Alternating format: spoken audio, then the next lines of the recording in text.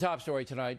Dr. Marc Lamont teaches at Columbia University here in New York City and has appeared on The Factor a number of times. You may have seen him. He's an ardent liberal guy, and that's fine. All points of view are to be heard on this program.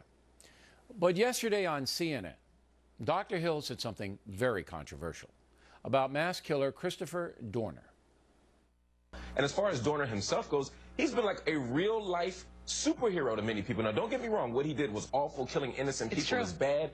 But when you read his manifesto, when you read the message that he left, he wasn't entirely crazy. He had a plan and a mission here, and many people aren't rooting for him to kill innocent people. They're rooting for somebody who was wronged to get a kind of revenge against the system. It's almost like watching Django Unchained in real life. It's kind of exciting.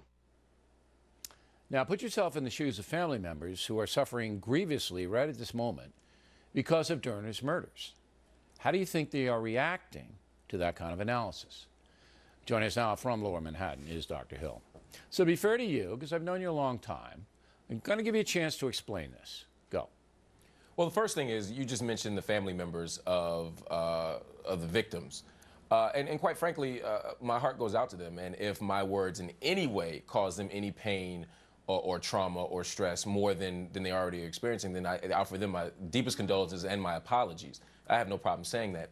What I was saying on CNN, though, was not that I support Dorner, not that he was a superhero to me. I was asked to explain why he was getting so much online support. And what I was saying is, to many people, they're not seeing him as a mass killer. The media narrative isn't that he's just a mass killer. The media narrative is that he was someone who was wronged by a corrupt department, and now he's exacting his revenge, which was the Django comparison. I'm not condoning what he did, but Americans are capable of having two thoughts at the same time. We can walk and chew gum at the same time. We can critique him and say, look, Dorner was wrong for what he did, but there might be a real story here about corruption, about violence, about targeting individual people that we can also talk about at the same time. And I think that's what this crisis has produced for us. Let me tell you why you're wrong.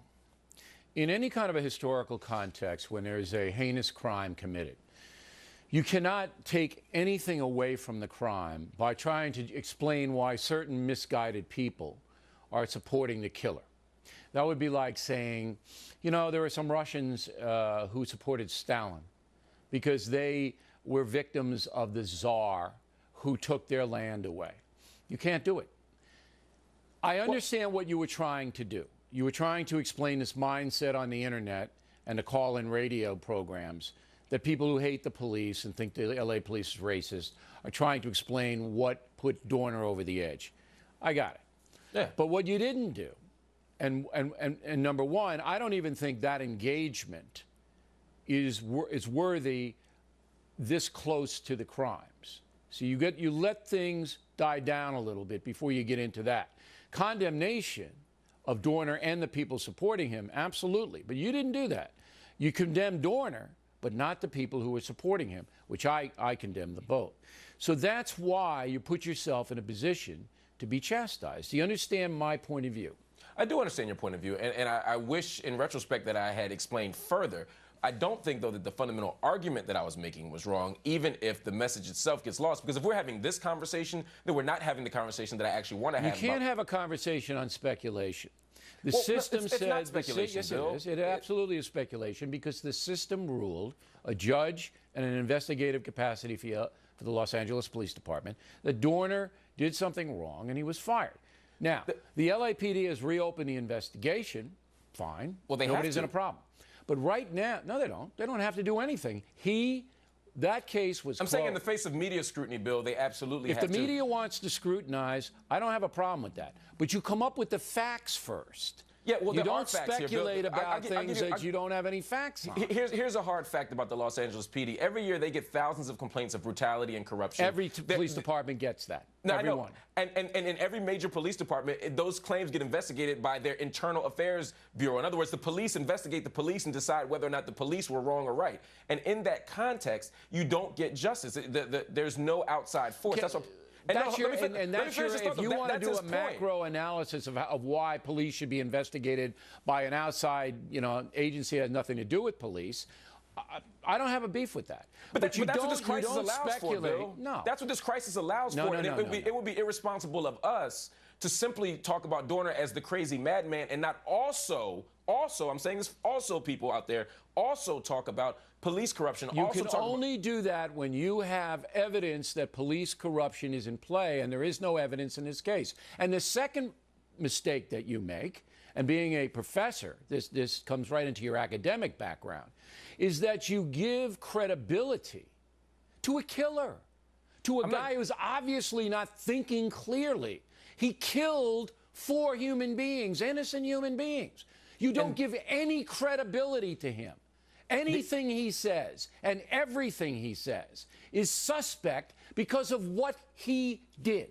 Do you understand that? And that's why it's important to disentangle those two things. I'm not saying investigate the LAPD because Christoper Dorner initiates a conversation about the LAPD or police more broadly. There's already a decade, or excuse me, century-long critique of the LAPD that we need to have, and he puts a spotlight back on it. I'm not legitimizing that conversation comes later then. It doesn't. You don't get to make that decision, Bill. It doesn't. You don't get to decide. There are people who are suffering. No, I get to decide here, Doctor. No, I get to decide. You get to decide when we talk about police brutality. Don't get Bill. yourself in even more trouble here. Bill, you're less not than right 24 hours.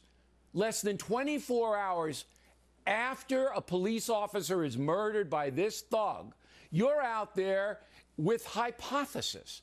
You've got to give it a little time. Bill, it's not a hypothesis to say that police corruption exists. I'm not saying that Christoper Dorner's... Not in this case. No, let me finish the thought, Bill. I'm not saying you can't link it. I'm not saying that Christoper Dorner's manifesto is true or false. That's not my claim. I haven't investigated that. You're insensitive, Doctor.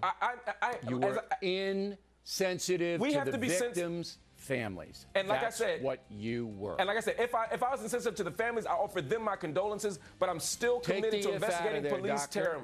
Take the if out of there, and you got it. And we appreciate you coming on the program. I don't want Hill to suffer here, because Hill has been a stand-up guy over the years. But I absolutely think you're wrong and insensitive, and that's my opinion.